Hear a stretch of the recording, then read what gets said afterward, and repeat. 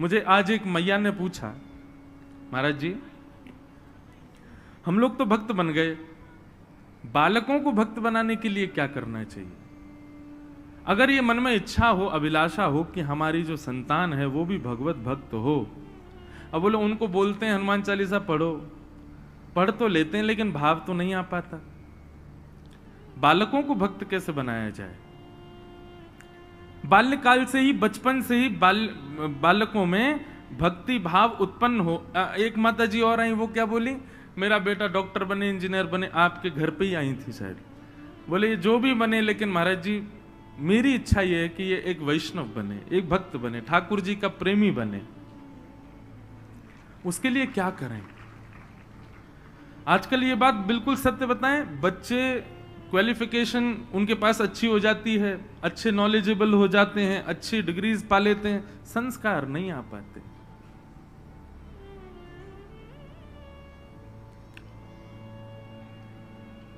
ठाकुर जी का भक्त यदि चाहते हैं कि बालक बने तो सबसे पहले अपना भक्त बनाओ उनको। जब तक आप अपना भक्त नहीं बनाएंगे वो ठाकुर जी के भक्त नहीं बन सकते। जबरदस्ती हम आपसे खुल के कह रहे हैं, 6 साल 7 साल 8 साल 9 साल के बच्चों को जबरदस्ती शाम को बैठाओ अपने पास, बोलो पैर दबाओ चलो हमारे। सबसे पहले मातृ पितृ भक्त बने वो, तभी ठाकुर जी का भक्त बन पाएगा, नहीं तो नहीं बन सकता। ये हम गारंटेड कह रहे हैं आपसे। यदि मातृ पितृ भक्त नहीं है तो ठाकुर जी का होकर के भी ठाकुर जी उसको कभी दृष्टि से देख नहीं सकते। सबसे पहले आप अपना भक्त बनाओ। और भाई सीधी बात है कि ठाकुर जी अपनी चरण सेवा तब देते हैं, पहले वो चेक करते हैं कि भाई तुझको सेवा करनी आती है कि नहीं। कहीं किसी को जॉब लेनी हो तो उससे पूछा जाता है तुमने पहले कहीं करी है कि नहीं। ऐसे ही ठाकुर जी सीधे अपने चरण नहीं देते, पहले देखते हैं, हाँ गुरुजनों की सेवा की है, माता पिता की सेवा की है, परिवारी जनों की सेवा की है, तब ठाकुर जी को लगता हाँ सेवा इसके पास है तो ये हमारी भी कर सकता है। सबसे पहले बालकों को अपना भक्त बनाओ। माता पिता का अधिकार है चढ़ करके कहें हमारी सेवा करो। उनको बचपन से जबरदस्ती मंदिर में मत बैठाओ।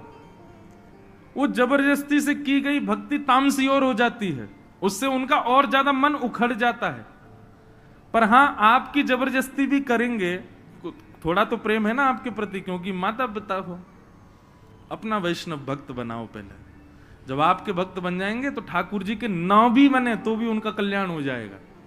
आपके भक्त हैं।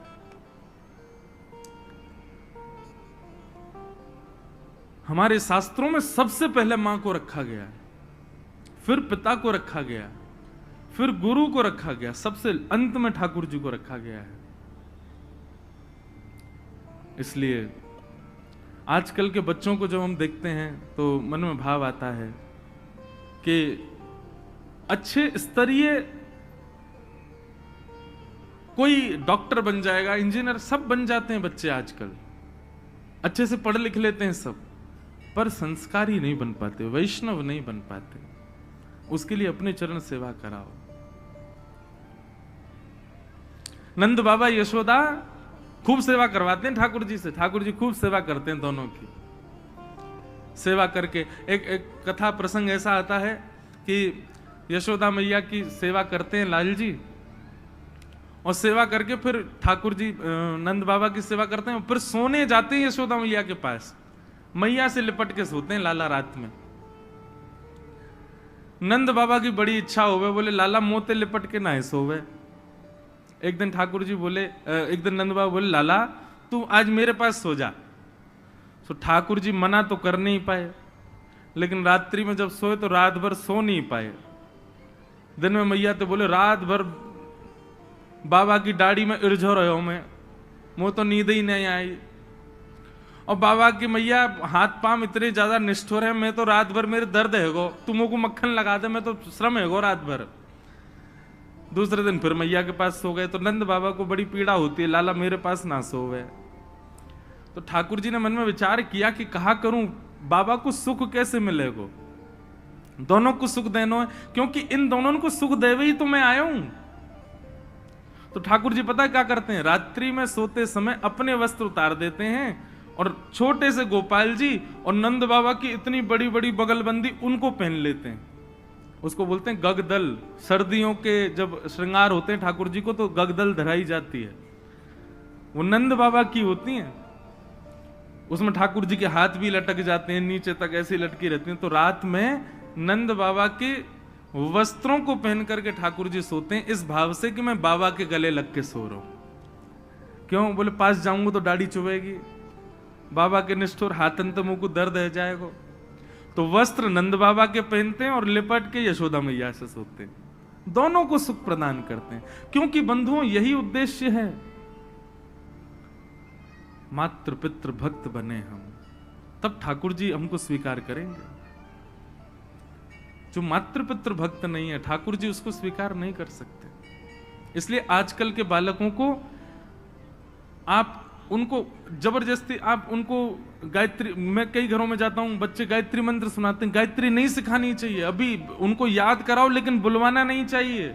गायत्री के बड़े नियम है। ये नासिक में आप जिन जिन लोगों ने नासिक वाली कथा सुनी, ये हमारी जो वेशभूषा थी वहां पर बिना सिले हुए वस्त्र पहनना, नखों का छेदन नहीं करना आदि, ये सब भी नहीं करना, मौन रहना, त्रिकाल गंगा जी स्नान करना, ये इतने नियम किसके लिए थे? केवल और केवल गायत्री का जप करता था मैं, इसलिए इतने नियमों में रहना पड़ता है गायत्री पढ़ने वाले को। नहीं तो गायत्री उल्टी हो जाती है। गायत्री भैया सामान्य नहीं है, संपूर्ण गायत्री का ही विस्तार है श्रीमद् भागवत। उसको ऐसे ही बोल देते हैं हम लोग, नहीं बोलना चाहिए। बच्चों को आप स्तुतियां आदि ये सब बाद में याद करा देना, सबसे पहले उनको सेवा सिखाओ, अपनी सेवा सिखाओ। सबसे पहले सेवा आनी चाहिए। तो विश्वास भक्ति की पहली धारा। दूसरी संबंध, ठाकुर जी से कोई भी एक संबंध रखो। और तीसरा समर्पण। सूरदास जी महाराज कहते हैं, साधन और नाहिया कली में, जासो होत निवेरा, सुर कहाँ कहे दुविध आधरा, सूर कहाँ कहे दुविध आधरा, बिना मोल को चेरो, भरोसो दृढ़ इन चरणन केरो। दुविध आधरो, सूरदास जी कहते हैं मेरी तो दोनों आंख ही नहीं है। सूर कहां कहे दुविध आंधरो, बिना मोल को चेरो। केवल और केवल अपने गुरु के चरणों के प्रति मेरा इतना विश्वास कि मैं दो नेत्र होते ना होते हुए भी ठाकुर जी की लीला का दर्शन करता हूं। सूरदास जी महाराज ने जैसा दर्शन किया वैसा दर्शन हम नेत्र पाने के बाद भी नहीं कर सकते ठाकुर जी का। सूरदास जी का दर्शन देखा कभी? शोभित कर नवनीत लिए, घुटरुन चलत रेनु तन मंडित गो रोचन तिलक किए। सूरदास जी का दर्शन है ये। आज हरि देखे नंगम नंगा, मोतिन माल गले और साजे छवि के उठत तरंगा। आज हरि देखे नंगम नंगा, ये सूरदास जी का दर्शन है। बिना नेत्र के वो ऐसा दर्शन करते हैं ठाकुर जी का। हम नेत्र होने के बाद भी नहीं कर पाते, क्यों? साधन तो है, बाइक तो है आपके पास लेकिन पेट्रोल नहीं है, कैसे जाओगे? बाइक तो है, गाड़ी तो है, लेकिन डीजल नहीं है उसमें, तो कैसे चलोगे? ऐसे ही भैया नेत्र तो हैं, कान तो हैं, जीभ तो हैं, हाथ तो है, पैर तो है, 10 इंद्रियां तो हैं, लेकिन विश्वास रूपी, आज की अभी इस उदाहरण के रूप में कहूं तो डीजल नहीं है, विश्वास रूपी, संबंध रूपी और समर्पण रूपी। तो ये सब साधन होने के बाद भी ठाकुर जी दिख नहीं सकते। तो सबसे पहले विश्वास, भरोसा ठाकुर जी के प्रति। और भरोसा ऐसा भैया कि चाहे कितना भी बड़ा पहाड़ गिर जाए, आपका विश्वास नहीं डगमाना चाहिए। इसको कहते हैं अहैतुकी भक्ति। क्या कहते हैं? अहैतुकी भक्ति। चाहे जो हो जाए, आपकी भक्ति ना डगमगाए।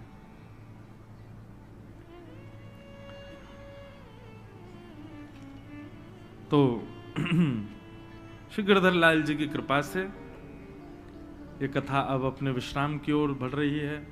आज छठवां दिवस और कल कथा का विश्राम दिवस है।